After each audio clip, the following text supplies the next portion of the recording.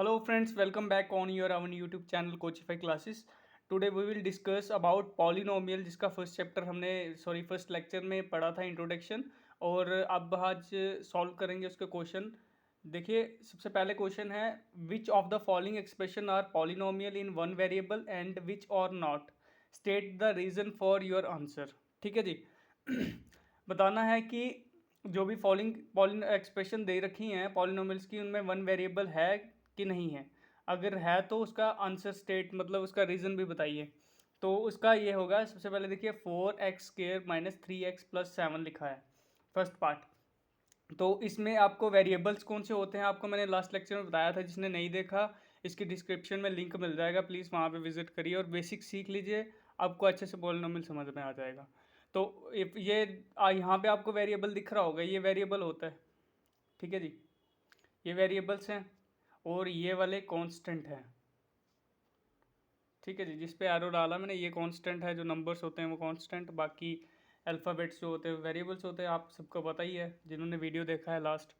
तो इसमें होगा ये कि आपने देखना 4x² + -3x + 7। तो इसमें आपको वेरिएबल्स कितने दिख रहे हैं, यहाँ पे एक वेरिएबल दिख रहा है ना, x² जिसके ऊपर पावर पड़ी होगी सिंपल। वह आपने वही वही पॉलिनोमियल मतलब वही वेरिएबल देखना है जिसके ऊपर पावर पावर पॉजिटिव में होगी, पॉजिटिव नंबर्स में होगी, जैसे 1 2 3 4 समथिंग, जीरो से ऊपर। ठीक है जी। तो वो पॉलिनोमियल आपने काउंट करने हैं, इसमें वन वेरिएबल वो समझना है कि वो वन वेरिएबल है। जैसे x² - 3x + 7। ठीक है, इसमें आपको वेरिएबल दिख रहा है x² और x दिख रहा है, लेकिन x² को इसकी पावर को काउंट नहीं करना है। अब x सिंपल x है तो इसके ऊपर भी कुछ ना कुछ पावर रहता है, आपको पता ही होगा। जैसे x की पावर ऐसे x की पावर 1 है तो = 1, x कर लो तो x ही बनेगा। ठीक है जी, ऐसा लिखा रहा है, ऐसे लिखा रहा है तो मतलब इसका पावर 1 है। ठीक है, जब इसके ऊपर पावर नहीं होगा तो इसका कुछ भी पावर नहीं होगा तो वो 1 पावर होगी। इसकी 1 है और इसकी 2 है, तो दोनों के ऊपर पॉजिटिव पावर्स हैं, पॉजिटिव पावर्स हैं और वेरिएबल एक ही है। रिपीट हो रहा है बट एक ही वेरिएबल हमें है, एक ही दिख रहा है, एक वेरिएबल है इसमें। तो इसके लिए हम लिख सकते हैं 4x - 3, ये फर्स्ट पार्ट का सोल्यूशन है, x + 7 is polynomial in one variables. ठीक है जी, एक वेरिएबल में है ना x, आपको दिखा ना, एक x दिखा, वन वेरिएबल में पॉलिनोमियल है ये, हाँ ठीक है जी है। और नेक्स्ट पार्ट में y² + √2, y² + √2 है। तो ये इसमें भी वन वेरिएबल आपको दिख रहा है जिसकी पावर आपको दिख रही है 2 है। पावर है तो वेरिएबल देखना है कि इसमें इस पॉलिनोमियल के अंदर वेरिएबल्स हैं, वो है कि नहीं है। अगर है तो उसका ये इस तरह से देखना है कि उसकी पावर्स देखनी है, पावर्स होनी चाहिए, 1 हो 2 हो 3 हो, जो भी पावर्स हो वो पावर्स होनी चाहिए, तभी उस वेरिएबल वो काउंट होगा। क्यों पावर्स का इसलिए बोल रहा हूँ, आगे जब नेक्स्ट पार्ट करेंगे थर्ड तो उसमें बताऊंगा क्यों ऐसा पावर के लिए बोल रहा हूँ मैं। तो x² इसमें भी वही आएगा सेकेंड पार्ट में, y² + √2 इज पॉलिनोमियल, कितने वेरिएबल्स में है, इन वन वेरिएबल, एक ही वेरिएबल है ना इसमें, वन वेरिएबल। ठीक है जी, आप ऐसे लिख सकते हो। तो उसके बाद थर्ड पार्ट आपका आ जाता है जिसमें है 3√t + 2t√। ठीक है जी, ये इसमें इसमें आपको देखेंगे वेरिएबल्स तो दिख रहे हैं, लेकिन इनकी अब जैसे √t है, ये √t है, तो इसको आप ऐसे लिखेंगे ना, जब इसका रूट हटेगा 1/2 इसकी पावर आ जाएगी 1/2। बट हमें पावर्स तो नंबर्स में चाहिए, मतलब नंबर्स में, ये भी तो नंबर्स हैं बट हमें नंबर्स में जैसे कि 0 1 2 3 4, वो फिर अगर उसमें होगा तो वो कंसीडर होगा as a variable in one variable in polynomial, इस एक्सप्रेशन में वो कंसीडर होगा, ऐसे कंसीडर नहीं करेंगे हम इसको। ठीक है, तो इसलिए हम इसके लिए क्या लिख सकते हैं, इसके लिए सोल्यूशन होगा, सोल्यूशन में आपने लिखना है √t + 2t√ is not a polynomial in one variables। ठीक है जी, अब सेकंड फोर्थ पार्ट है, सॉरी, y + 2/y।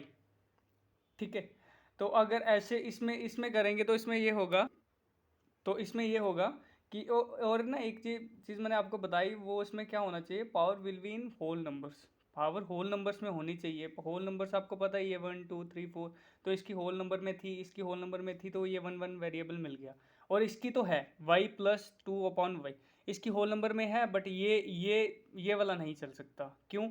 2/4 2/y है ना।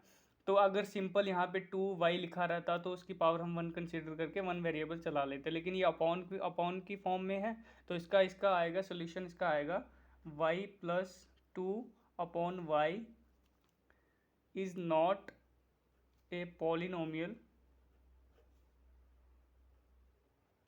Polynomial in one variable.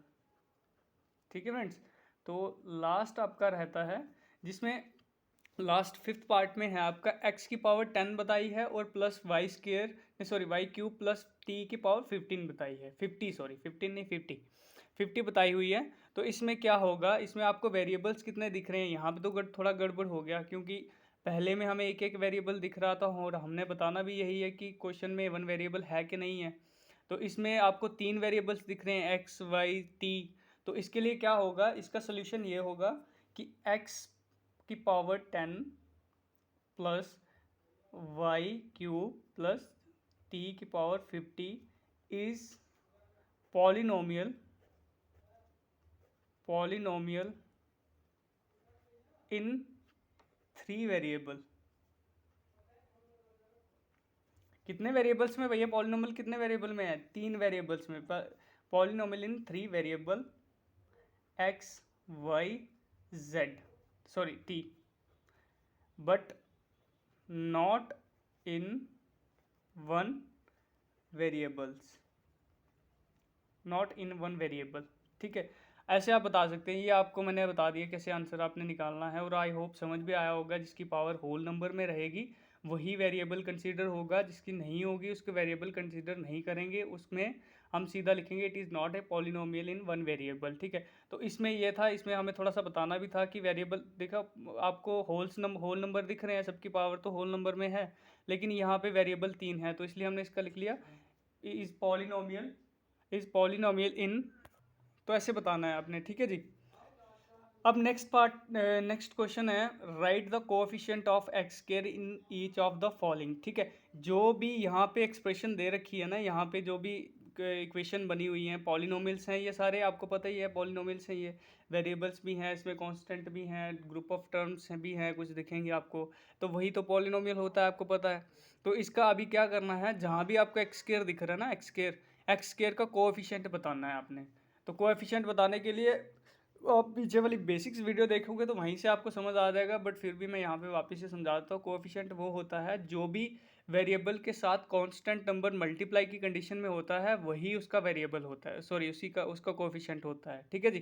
तो अभी एक्स स्क्वायर का देखना है ना हमें, एक्स स्क्वायर का देखना है। जैसे फर्स्ट पार्ट है, फर्स्ट 2 + x² + 1, तो एक्स स्क्वायर का देखना है, तो 2 तो ये इनको साइड कर दो आप।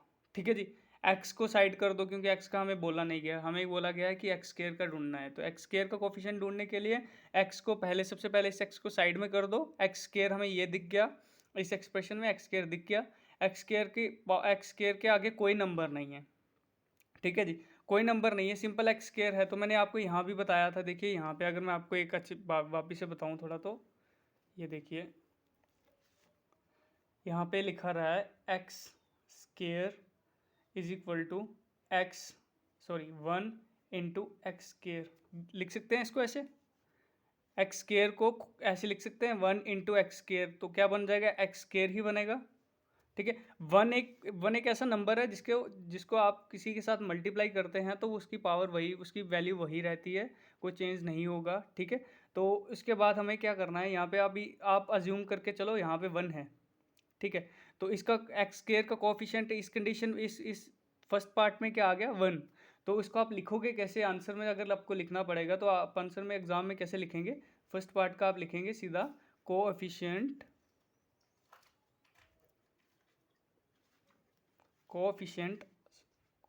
ऑफ एक्स स्क्वायर इन, ये वाली एक्सप्रेशन आपने लिखनी है साथ में, 2 plus x square plus x is 1। Sorry, यहाँ पे थोड़ा लिखने में थोड़ी दिक्कत हो रही है। ठीक है जी, आपको क्लियर दिख रहा है?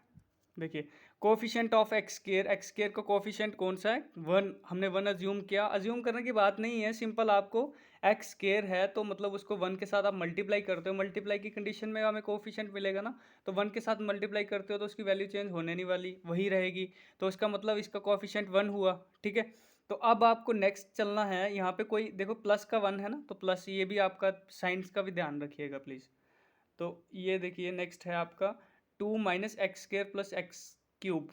ठीक है, तो आपको यहाँ पे एक्स क्यूब को साइड कर देना, सबसे पहले इसको हटा देना है आपने, इसको देखना तक नहीं है, छोड़ो जी, हमें तो एक्स स्क्वायर का ही ढूंढना है, तो एक्स स्क्वायर ही आपने ध्यान रखना है कि एक्स स्क्वायर को ढूंढना है सबसे पहले। आपको ये मिल गया, इसको छोड़ दो, इसको छोड़ दो, इनका काम नहीं है अभी।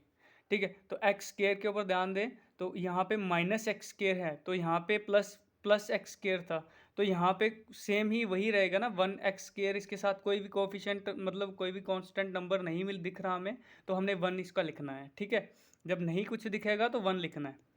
तो आपको लिखना है इसका कोफिशिएंट ऑफ, सॉरी ऐसे लिख देता हूँ, कोफिशिएंट ऑफ एक्स स्क्वायर इन कौन सी, 2 minus x square plus x cube is -1। अब ये -1 क्यों आया? -1 इसलिए आया क्योंकि माइनस एक्स एक्स यो अगर इसके माइनस एक्स स्क्वायर था ना, तो इसका साइन जो है माइनस, ये एक्स स्क्वायर जो था माइनस में था, तो उसका जो कोएफिशिएंट है वो भी माइनस में ही होगा। ठीक है जी, -1। अब थर्ड पार्ट है pi upon 2 x square plus x. ठीक है जी, अभी इसका सोल्यूशन आपको तो आई होप समझ आ गया होगा कैसे कोफिशिएंट निकालना है, तो यहाँ पे तो आपको समझ आ गया होगा कि कैसे निकालना है, फिर भी मैं आपको बता देता हूँ। एक्स स्क्वायर का आएगा, इसका कोफिशिएंट आएगा पाई अपॉन 2, क्योंकि इसकी मल्टीप्लाई की कंडीशन में यही है। ठीक है, यहाँ पे बीच में कोई साइन नहीं दिख रहा आपको, अगर यहाँ पे माइनस होता या फिर प्लस होता तो फिर आपका इसका भी 1 ही आना था आंसर और साइन वही लगना था, लेकिन यहाँ पे इसके साथ एक्स स्क्वायर के साथ मल्टीप्लाई की कंडीशन में पाई अपॉन 2 है, तो इसका आप क्या करेंगे, पाई अपॉन 2 ही लिखेंगे। कोफिशिएंट इसका होगा pi upon 2, coefficient of x square in third part है ना, तो pi upon 2 x square plus x is pi upon 2। ठीक है जी, तो हाँ जी, हो गया। ठीक है, तो यहाँ तक हो गया आपका, तो थर्ड पार्ट हो गया आपका। अब फोर्थ पार्ट है √2x-1। ठीक है, अभी आप एक चीज़ बताओ मुझे, यहाँ पे आपको एक्स इस पार्ट को सॉल्व करने के लिए जो हमें बोला था कि एक्स स्क्वायर का कोफिशिएंट निकालो, ये पार्ट है, तो अगर इसको सॉल्व करना है आपने, एक्स स्क्वायर का कोफिशिएंट निकालना है, तो सबसे पहले आप देखो √2x है, -1 है, तो इसको आप पूरी इक्वेशन में, आपको पूरी एक्सप्रेशन में, सॉरी, यहाँ पे आपको कोई भी एक्स स्क्वायर नहीं दिख रहा है, तो जब कोई भी एक्स स्क्वायर नहीं दिखेगा तो उसका आपने लिखना है कोफिशिएंट, उसका आएगा coefficient of x square in √2x-1 is 0। ठीक है जी, अब है ही नहीं तो हम कहाँ से ढूंढेंगे? ठीक है ना, आपको इतनी कॉमन सेंस तो सब में होती है, अब है ही नहीं है तो कहाँ से ढूंढेंगे? जब है ही नहीं है तो उसका आंसर आपका आएगा 0। ठीक है जी, तो फ्रेंड्स आज यहीं तक रखेंगे। तो आपको अगर ये वीडियो अच्छा लगा तो लाइक करें और कमेंट करके बताना भी हमें कि आपको ये वीडियो कैसा लगा, तो और अपने फ्रेंड्स से शेयर भी कीजिए। तो जिन जिन ने ये इसका बेसिक्स वीडियो नहीं देखा है तो प्लीज़ विज़िट कर रहे हैं, इसके डिस्क्रिप्शन पे मैं लिंक दे दूंगा, तो आप प्लीज़ वहाँ पे जाके चेकआउट कर लीजिएगा। जब तक आप बेसिक्स नहीं समझोगे तो आपको समझ नहीं आएगा वेरिएबल्स कहाँ पे हैं, वेरिएबल्स कौन से हैं, कांस्टेंट कौन से हैं, आपने कहाँ से क्या करना है, तो वो बेसिक्स देख लोगे तो आगे क्वेश्चंस आपके लिए बहुत ज़्यादा ईजी हो जाएंगे। तो एंड थैंक यू।